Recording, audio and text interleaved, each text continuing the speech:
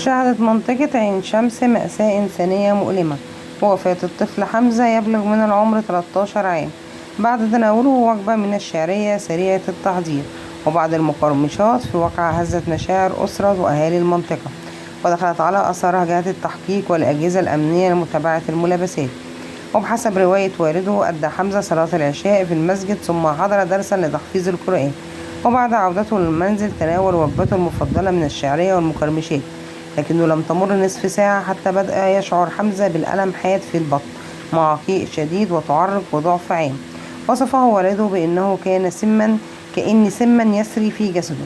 نقل الطفل سريعا إلى إحدى المستشفيات الخاصة حيث اشتبه الأطباء في إصابته بالتسمم، ووجهوا للأسرة لنقله إلى مركز السموم بمستشفى الدمرداش، إلا أن حالته بدأت تسوء وتتدهور وفقد وعيه وتوقف قلبه خلال الطريق. وفشلت محاولات إنعاشه ليفارق الحياة فجر السبت 16 أغسطس.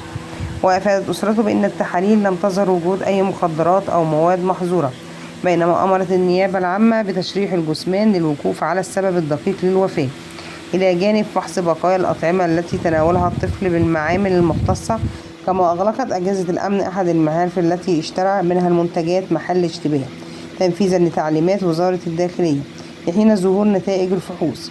من جانبه ناشد والد الطفل الجهات المختصة وهيئة سلامة الغذاء بضرورة التدقيق في هذه المنتجات المنتشرة بين الأطفال، مؤكدا أن ما حدث كارثة وجرس إنذار يجب أن يدفع الأسرة لحماية أبنائه. الحادث أثارت حالة واسعة من الحزن والغضب بين رواد مواقع التواصل الاجتماعي حول الواقعة.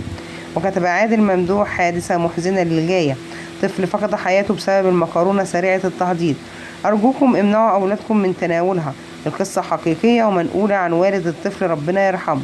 علقت سجدة محمود: المفروض للمنتج ده يتسحب من الأسواق فورا، شيء مؤسف أن يبقى في متداول وهو خطر على أولادنا.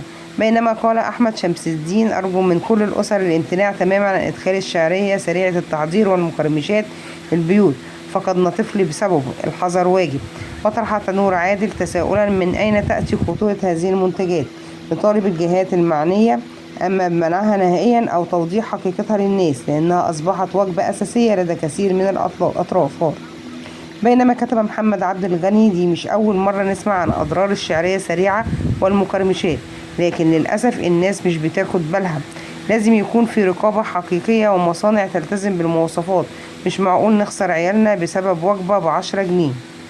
وكتب والد حمزة عبر منشوره على الفيسبوك: رحم الله ابني حمزة، ثمرة فؤادي وقرة عيني وفلذة كبدي، وادخله الله الجنة وجعل قبره روضة من رياض الجنة، وادعو الله لي أن يربط على قلبي ويثبتني وأمه. ابني هذا صلى العشاء مع شيخه في المسجد، وكان عنده حصة حفظ بعد العشاء، سمع الحفظ القديم وأخذ الجديد.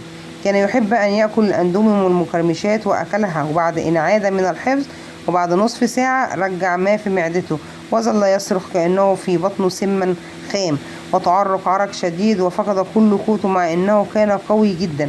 كان دائما ما يصارعني مزاحا ولم أقدر عليه من شدة قوته. ربنا يرحمه حمزة ويغفر له ويدخله جنته.